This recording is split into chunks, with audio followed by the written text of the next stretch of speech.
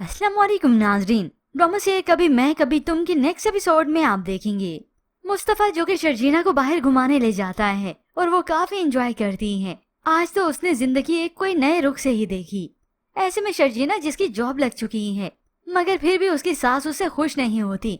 मुस्तफा को ताना तो दे ही मारा, अगर तुम में गैरत नहीं तो हमें तो बहुत शर्म आती है। हम बहू के पैसे से घर में राशन नहीं डलवाते, समझ में आया? ये सुनकर तो मुस्तफा का मुंह ही लटक जाता है और ऊपर से शर्जीना और भी परेशान होने लगी कि पता नहीं वो अपनी सास इसको खुश कैसे रख पाएगी। अब यही मुस्तफा ही है जो अंदर अंदर से महसूस करता है कि मेरे माँ बाप ने तो मुझे निकट्टू ही बना डाला। वो नहीं मानते इस बात को। शर्जीना को भी बताता है मेरे अम्मी अब्बू को कभी इस बात का यकीन आ ही नहीं सकता कि मैं कुछ कमा भी सकता हूँ, क्योंकि ये तो शर्जीना को ही पता है कि मुस्तफा कितना टैलेंटेड है। कंपटीशन में जो 3 लाख से ऊपर तक जीत सकता है तो उसके लिए तो पैसा कमाना बाएं हाथ का खेल है। मगर असल में मुस्तफा तो अपने फैमिली के इस रवैये की वजह से बदजन है, जबकि दूसरी जानिब इस अदील का प्यार तो टेम्परेरी है, या यूं कहें ये अपने किए की ही सजा भुगत रहा है।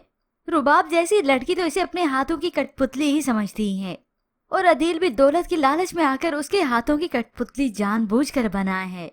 उसे कोई रुबाब से मोहब्बत नहीं। हाँ, मगर इस रुबाब को खुशफहमी जरूर है। दावत पर गेट टुगेदर होता है और फिर वालिद की कॉल आई जब इस रुबाब के पास, तो उसकी आंखें खोलने की कोशिश करता है मगर वो तो अपने वालिद को तसल्ली ही दिलाती है। डैड, मैं अदील से बहुत प्यार करती हूँ और मैं वाकई में उसके साथ बहुत खुश हूँ।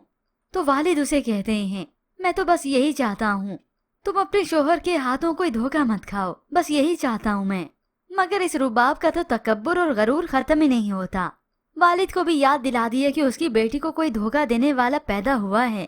अब अदील ना सिर्फ इसे धोखा देगा बल्कि यहाँ पर ये घुट घुट कर जी रहा है और इसे इस बात का अंदाजा वक्त के साथ ही होगा, क्योंकि माँ बाप के बगैर इसका जी नहीं लग रहा और यही बात ही तो रुबाब को पसंद नहीं।